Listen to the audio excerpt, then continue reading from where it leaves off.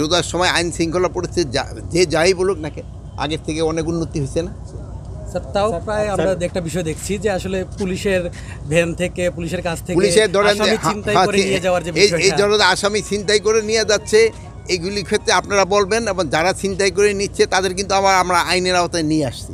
এগুলি ক্ষেত্রে আপনারা সত্যি ঘটনা যেটা সাথে সাথে জানাবেন, আমরা ব্যবস্থা নেব। অনেক সময় তাদের অ্যাকশন নিতে দেরি হয়, যেহেতু ধরেন এখানে আমাদের অনেক সংকট রয়ে গেছে, এদের গাড়ি ঘোড়ারও কিন্তু অনেক সংকট, অনেক গাড়ি ঘোড়া ওই সময় নষ্ট হয়ে গেছে, পুরা গেছে, থানা পুরা গেছে, ওগুলো তো সব আমরা করে দিতে পারিনি। আমরা তো একটা নতুন গাড়ি এখন পর্যন্ত কিনে পারি না, যেহেতু প্রসিডিউর অনেক টাকা স্যাংশন হয়েছে। এটা যদি হয় এটা তাদের এই ব্যবস্থা আরো উন্নতি হবে। একটা জিনিস হচ্ছে আমাদের মনে হচ্ছে যেটা যে মব এখনো পুলিশ ভয় পাচ্ছে, এই যে মব হচ্ছে সারা দেশে, না পুলিশ ভয় পাচ্ছে না, কারণ হচ্ছে এই পুলিশ মব হতেই পুলিশ ভয় না এখন এই সব দেয়, বাট এইটা কিন্তু অনেক কমে আসছে, অনেক কমে আসছে। এই যে সিলেটের যে ঘটনাটা ঘটছে তাদের কিন্তু আইনের আওতায় নিয়ে আসা হয়েছে, অনেকেরই কিন্তু ধরে ফেলা হয়েছে। এখানে কিন্তু কোনো কাউরে বাস করা হয় নাই যে এইটা আমার এই ভাইয়ের ছেলে বা এই ভাইয়ের ভাই, এই হিসাবে কিন্তু আমরা করি নাই।